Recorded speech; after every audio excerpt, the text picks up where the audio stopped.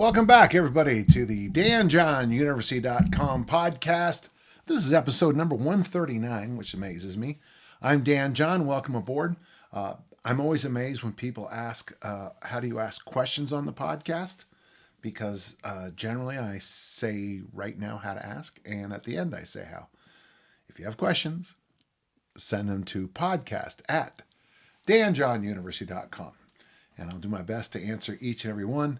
And as I always kind of snicker to myself, but you actually have to listen for a few minutes to get the answer to your questions sometimes, which seems in this day and age an odd thing. So let's enjoy this one, okay? Our first question today is from Frank. I had a friend named Frank, a good man. I wanted to ask your advice, and then he makes a joke about lunges or heavy loaded Turkish get-ups. That's pretty good.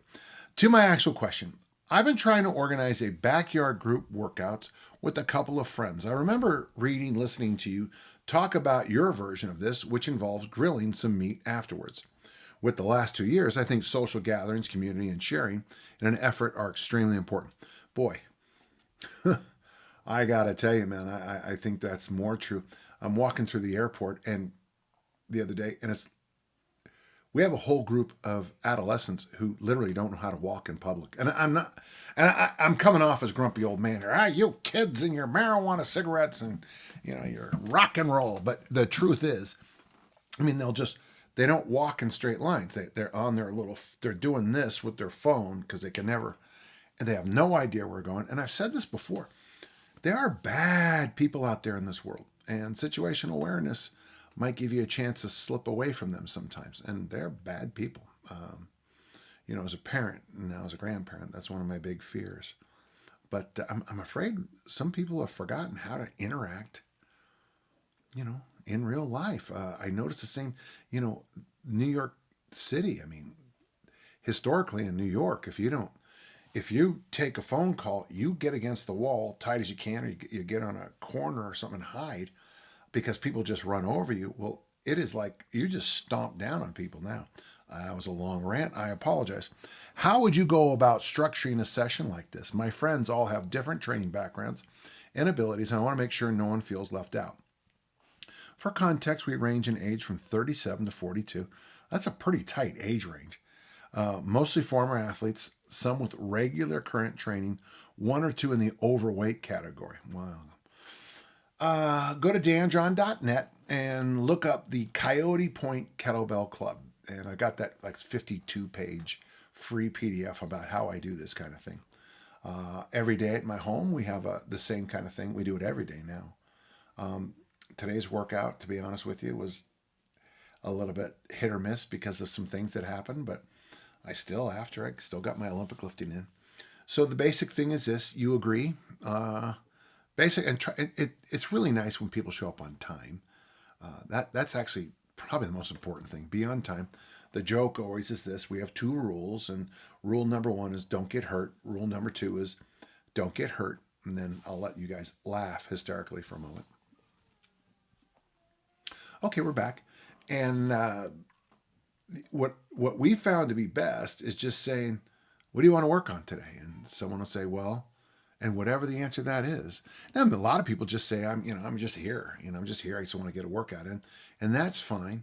But I always encourage them after. I'll take them aside and go, what makes this go is your needs and us all as a group working on it. And it really stimulates that. If someone says, I've never done a push-up before, that could happen. Then maybe you get on everyone pops in and does different ideas, shares things, comes up with stuff they learned or saw online or whatever. If you, like in our groups, I'm getting ready for the RKC, I got to do the snatch test. I hate that because that means we're all going to snatch today, and kettlebell snatch. And that's how I do it. Very open-ended. Now, in the PDF that I'm sending you to, it is free. So all you people online, somebody got on me because I talk about my site too much. So I have all these free videos, and then I mention my site, and now I've sold out. Over 2,000 free videos on YouTube, and I sold out because I mentioned my site. And that's just hard to deal with, But when you when you go to my site with this free PDF, so free question and answer, free PDF, you'll get some ideas about how to train a group. There's pictures of us working out. Yeah, they're dated now. It's 10 years ago, those particular pictures. But we still do it every day. Men's Health did a big article on my gym here. They called America's Top Gym, and I agree with that.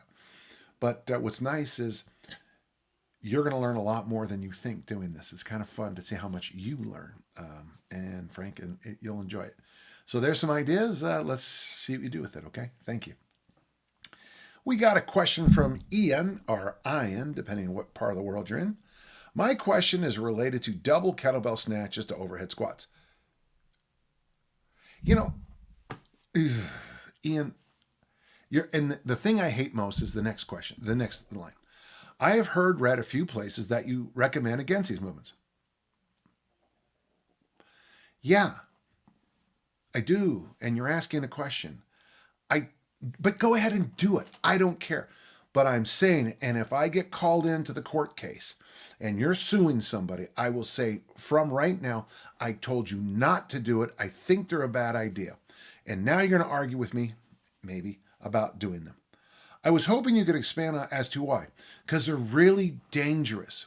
If you make a mistake, you've got independent loaded weights coming down on your skull. Now, maybe you don't live like me. The bulk of my career has been made as an academic, in teaching.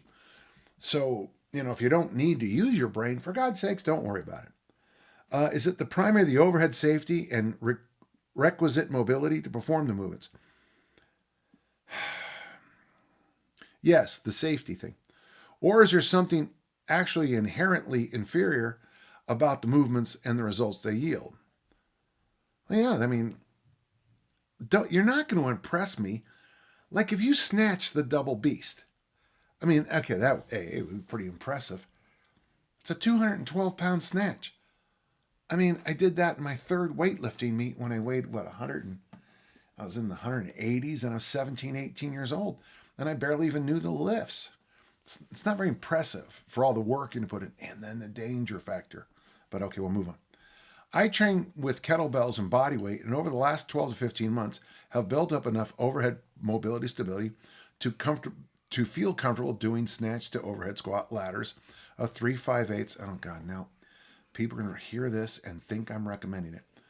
With 24 kilos. When I do 3 to 4 rounds of this, it alone feels like a great and almost comprehensive workout, like an enhanced version of double kettlebell clean to front squats. Well, good. I reject what you said. I disagree wholeheartedly with it. Good for you. But once again, if you're doing that in my gym, I own the gym, and I ask you several times to stop doing that, and you continue, I'd ask you to leave. If I tell you in my gym not to do it and you do it and you get hurt, I would have to ask, of course, you're going to sue. I'd have to ask my lawyer. I told him not to. And so let me say it again. I don't like them. I think they're a terrible exercise. I've never liked them. But other than that, I don't. It's funny. In the first question, Frank made the joke about which is about lunges and heavy. And here we got the next question is overheads. Ian, I don't like them. And I don't know how to say it nice enough, but I can't. It's up to do whatever you want. And there are people online who love them. Go to their Q&As, go to their forums and talk about them and say horrible, terrible things about me because of this. But by God, if you get hurt, I'll do anything I can to help you recover. Thank you. Jack says this. I am currently a middle school and high school teacher. You're a brave man. Due to my fiance, when I first saw it, I thought finance, but okay. Due to my fiance relocating, I will be leaving my school at the end of this academic year. I've been here 3 years, and it's the only school I've taught at in my career. I've made peace with leaving the area and beginning a new chapter, but my students do not yet know I'm leaving. As a teacher yourself, how would you recommend breaking the news to my students? Don't do it the way I did it. And looking forward towards the rest of the year, how would you recommend that I set them up for success with a teacher in the future and encourage them to continue taking the subject without me? I like this question. Jack goes on, I have a large guilt complex at the moment, and since I have a great rapport with my students, I feel that many may quit the program if I leave. For reference, the class is semi-elective, especially for the upperclassmen, and I am the only teacher at my school teaching the subject. Well, yeah, famously I broke the news that I was leaving at the junior ring ceremony, and my godchild Amanda is still mad at me about that. I'd be candid up front, tell them earlier than later. I would be the best role model I could possibly be in the next few months. For example, show up on time, get the job done, get your grades in early, whatever dress you have to have professionally for this particular job, you dress professionally, lead.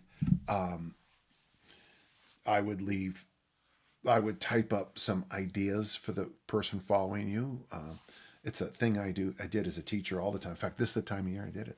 Every April, I would take out a piece of paper, a little different back then, and I would write out the biggest part of the list was don't do these stupid things anytime. Don't don't collect term papers on the last day of the term. That you can't be stupider than that. That's when I came up with the idea of I started doing larger and larger reading comprehension questions, because in my fields, history, poli-sci, even economics, religious studies, religious education, and theology, being able to read and understand something and then do something with it is one of the most important skills. Reading comprehension is a massive skill in my world, and oddly, it's a skill I don't see many people have online. So I came up. I was working on that idea. I wrote it down, and I spent the summer starting to cut and paste readings. Literally, back then it was scissors and paper, and then I would Xerox it onto so much more work. I figured out a way to kind of get it done where on a test I would have, these are for questions 1 through 7. These are for questions, 22 to 31, and they would have. So there was a reader on the, and then so the test was here, and there was a reader here. But once we were able to cut and paste with computers. I didn't have to do that anymore. Boy, that saves so much time. But as always, man, I just Jack, it's be a professional, be a professional, be a professional, and that's hard. Be a professional. Help the incoming teacher by maybe outlining some things, outline what you're trying to do. By the way, this will be a real value for you at the next job, because anytime you think about what you were trying to do, it carries over to every other aspect of life. I think thinking is underrated. I don't think a lot of people do it. So I hope that helps. Congratulations. And what an honor it is to have your students even miss you. As for when to tell them, I don't know what kind of course this is. You were vague on that. But just, try to be honest and candid, and that'll help a lot. Thank you. We have a question from Chris. After your initial 1, 2, 3, 4 assessment, when do you retest your clients? Well, if you read the book, I'm very clear about how to do this. But okay, specifically, I couldn't hold a 2-minute plank. I followed the easy strength for fat loss, got stronger and leaner, and still cannot hold a 2-minute plank. Did I mess up? Should I keep going? Yeah. So anytime you have an assessment, I don't know how clear I make that in the book, Can You Go? There's always going to be testing issues. There's nothing magic about whether or not you make the plank. The problem with your name, Chris, is I don't know if you're male or female, but if you're female and you can't do the 2-minute plank, okay, then we're going to just keep getting stronger. If you're male and you can't do the 2-minute plank, that would be something I'd like to know why. Body composition issues or what. But should you keep going? Yes. What I like to do is we do the 1, 2, 3, 4 assessment simply to do this. That gives us what we're going to address the next 2 weeks of our training together. Really, maybe just the next 6 workouts. It could be as few as 2, okay? So for the next 2 weeks, I'm going to work on what you need to do and then sprinkle in some of the stuff that you want to do. After the 2 weeks, we might take one of the tests that you really struggled with. Maybe it's something as simple as that. Even though you passed the stand on 1 foot test, you sort of struggled with it. So we might take 15 minutes and play around with standing on 1 foot. I use those eye masks. Whenever you fly and they give you an eye mask, always keep the eye masks, because those are great for training. You put the eye mask over the eyes and you do 1-footed drills and maybe speed skaters 1-footed, or just any kind of balance drill you could blindfolded. You could just do a balance beam. By the way, the balance beam, and don't take it seriously. Go to a lumber yard, get a 2x4, put it on the ground. There's your balance beam, okay? Of course, nowadays with lumber prices being so high, maybe it isn't an investment. But if the person struggled on the balance, the stand on 1 foot, have them walk on a balance beam. Have them walk on a balance beam blindfolded. Have them walk on the balance beam backwards. I'll tell you one thing. Weirdly, the cardiovascular system takes a huge hit doing this because of the probably the nervous system. What's the thing that Tim Anderson always talks about? That whole body awareness stuff, that whole spatial awareness stuff. You start to go into panic mode when your eyes are covered, or panic mode when you're doing a balance beam backwards with your eyes open. You know that the beam is there; it's not going to move on you, but you'll see a lot of this, to make sure it's still there. So that's what I would do. Okay. A 2-minute plank doesn't appear on any of your strength standards, well, because it's not a strength standard, and seemingly oddly task specific.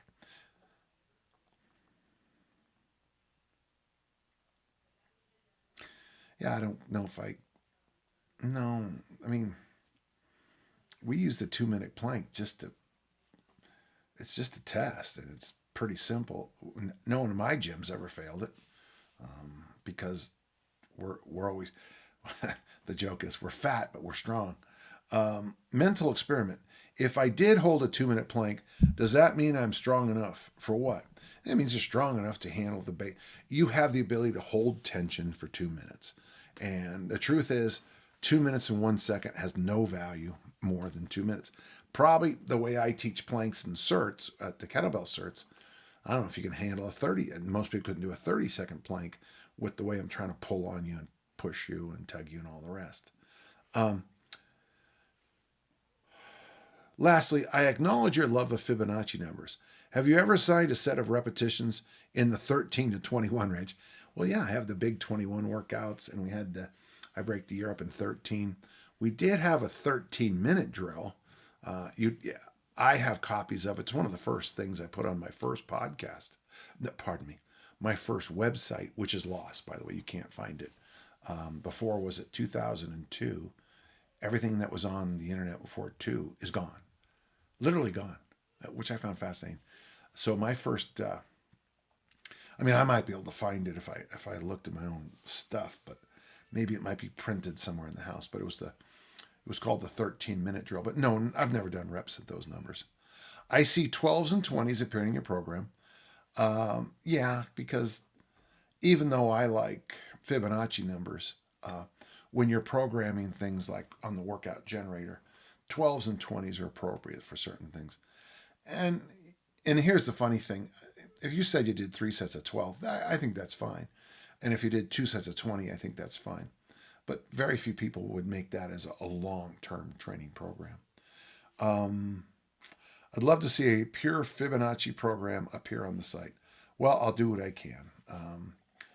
Most of Easy Strength is pure Fibonacci. In fact, I'm writing the new book, and I've noticed that all the numbers are Fibonacci numbers. Everything is Fibonacci. So Easy Strength is a Fibonacci program. If you're training 5 days a week, doing 5 exercises for 3 sets of 3, welcome to Fibonacci. Huh? All right, thank you. We got a question from Milosh. I am writing to you moments after I finished my last Mass Made Simple workout. One of the toughest programs I've ever done, but I was able to put on lots of mass. I started at 176, and the last time I weighed myself, I was 186. I'm very pleased to be done with the program. Yeah, I'm same. I know. I recently started practice for my club basketball team, and I feel a little slower than usual. Yeah, because you put 10 pounds on it. Remember in the book, I tell you about the adaptation, and there's gonna be an adaptation. There is no such thing as instant adaptation. Okay. Um, Obviously, the extra weight slows me down, so my plan is to do easy strength with lots of basketball hill sprints, as the sport took a backseat to lifting for a while. Good. My first tournament is mid-April, so I thought easy strength with hill sprints is a good way to get some of the explosiveness back. Is there any way you recommend programming the cardio, and is there anything you recommend being on top of that? I don't want to lose all the mass I was able to gain from Mass Made Simple, but still become a better conditioned athlete. Um, yeah, I've just any interactions I've had with basketball, I've always thought that it's a weird sport. The best training for basketball is to play the game full court. That's that's why when we do mass programs for basketball players, very often they get a little, frankly, bitchy at the start of the year because the extra mass is really a pain in the ass for doing playing the sport. If you just keep at playing the game and play the game, don't work the game, I think you'll find quickly that conditioning comes around. And don't forget, when you're 186, that's 10 more pounds that person has to push out of the way. And over the 48-minute game, that 10 pounds is going to really add up every time they go into you. We always joke in American football that people get slower in the game, but nobody gets smaller. So hats off. And this isn't the first time we've dealt with this. You get in shape for your sport by getting in shape for your sport. In my new book, I actually talk about that quite a bit. I'm a big believer that you get in condition for your sport by playing your sport. Okay, thank you. Got a question from Mike. I've been training with kettlebells consistently for almost 3 years now, and I recently came across a video of someone doing a no hands double Turkish get-up. I was wondering if you saw any utility in this exercise. No. I know people often dislike the double kettlebell snatch because the risks of the movement don't outweigh the benefits, and was wondering if the same philosophy applies here.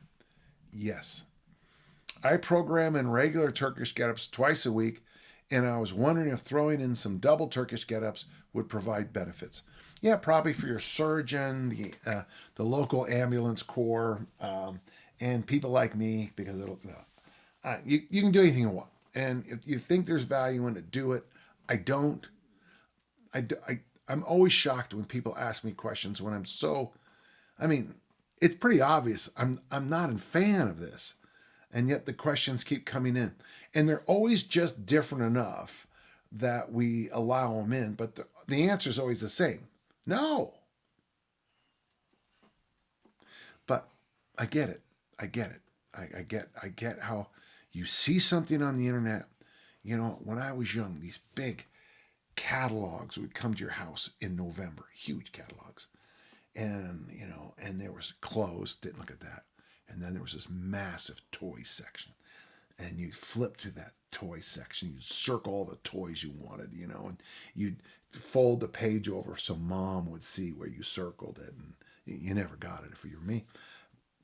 And then you really wanted that toy because you didn't have the toy. Then you got the toy, and about 2 minutes into it, I remember this kid wanted this thing called the Pokemon. The Pokemon. It basically was Light Bright with Pokemon. It was just and I asked him before Christmas, I go, if you don't get this, will this ruin Christmas? He goes, yes. So they went, this is back before online was a thing. So this is 98, 97.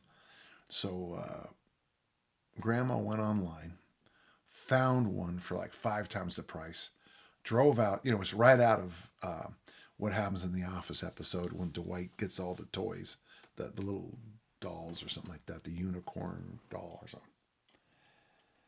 And watching his face when he opened up this piece of crap, and it was just junk. He was so sure that the pokies were going to jump out and go, Now, people go online, they see an exercise, and they get so thrilled and so excited. And then they do this exercise and they don't have 8-pack abs and ripped to shreds. Instead, their shoulders hurt, their back hurts, their face hurts from dropping the bell on their face. See, when I was growing up, there was only one Christmas catalog a year. Now it's 365, 366 days a year. We can go online and see something I don't think you should do. That was an interesting way for me to say that. All right. Hey, best of luck. I don't recommend it, but you can do anything you want. Okay? Bye-bye. John asked a question. I've got a body composition question for you. Yes, I'm a big believer in this. I've been a long time watcher of your advice and think that you have one of the better long-term perspectives on health and fitness. So I'd appreciate your thoughts on the following. I'm fairly happy with my body composition aesthetics, with the exception of oversized thighs. Yeah, there's a million people on the planet going, ugh. Yeah. You know, I like the way I look, except, you know, my arms are so big, you know. Yeah, so, sorry. I put on a lot of muscle in my legs about a decade ago while playing rugby as a second row forward. After quitting playing, I maintained the bulk with a few years of cycling, and more recently with about 7 years of consistent kettlebell training.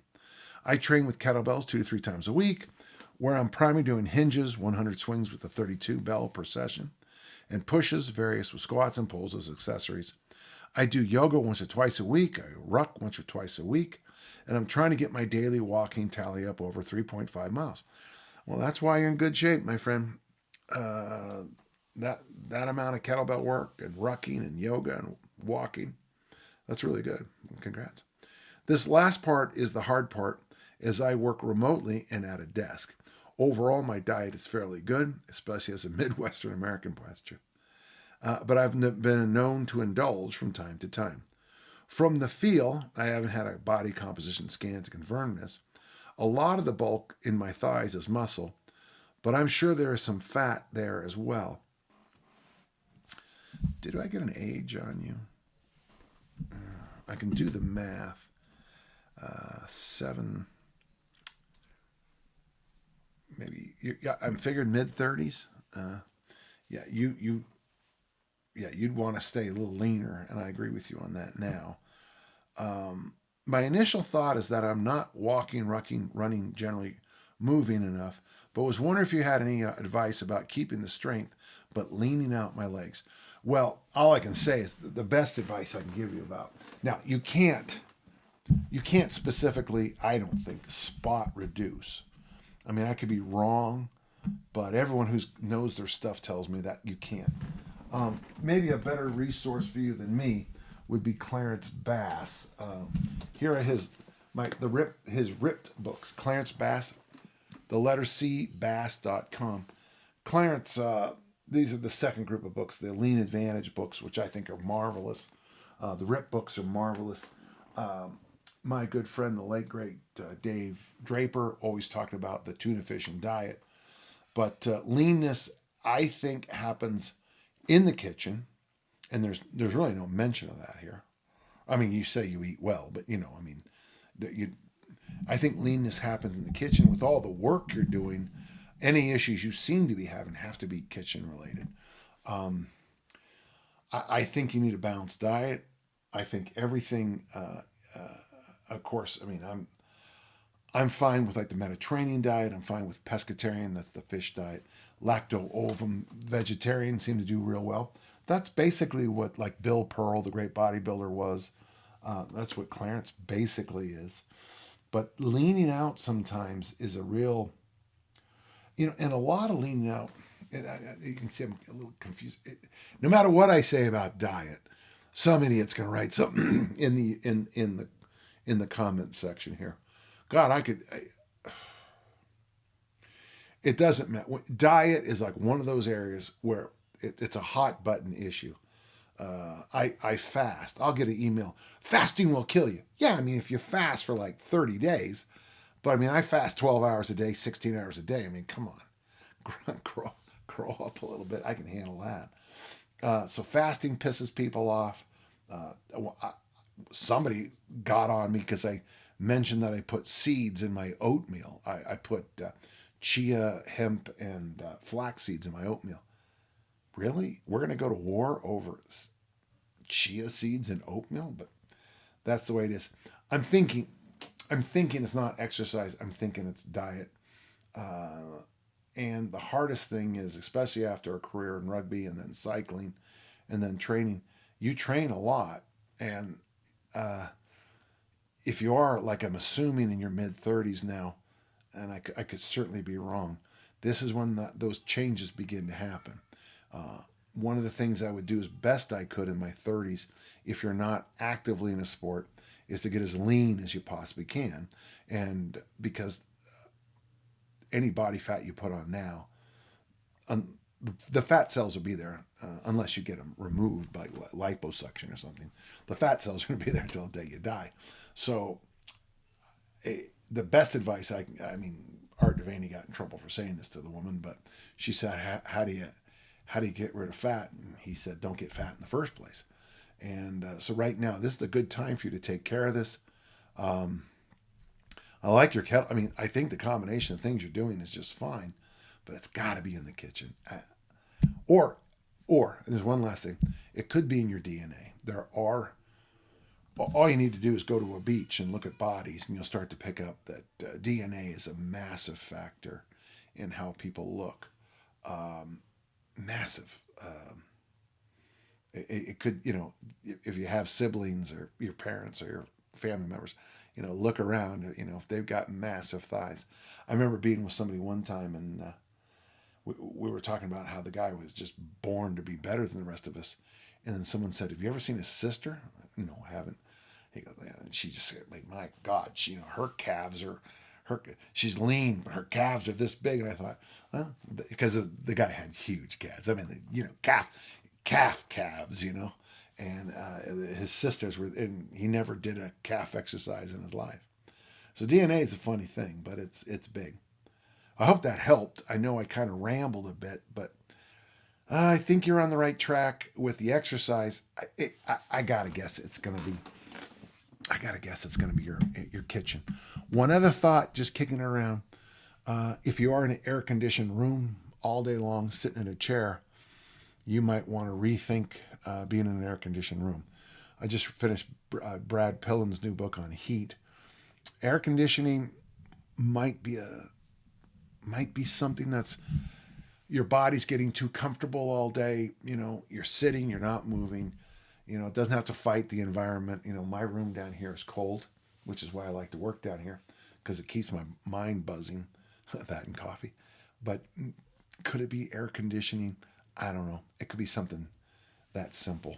But I would think DNA, diet, and then maybe look into something as esoteric as air conditioning. Okay? Thank you. Good question. Well, that went smoothly. I ranted a number of times. I got angry at the questions. It's funny to think all that as I close, but I appreciate it, and I know I hate certain exercises, but you cannot convince me the cost of benefit of it. You might say, look at it in the way I train and say, well, you Olympic lift. Yeah, I compete as an Olympic lifter. Competition seems to quiet my engines, my demons. And, well, there you go. Remember, if you have questions, podcast at danjohnuniversity.com. I'll answer each and every one. I'll try not to be so ranty in the future, but I'm here to help. And until next time, let's all keep on lifting and learning. Don't forget that second part. Thank you.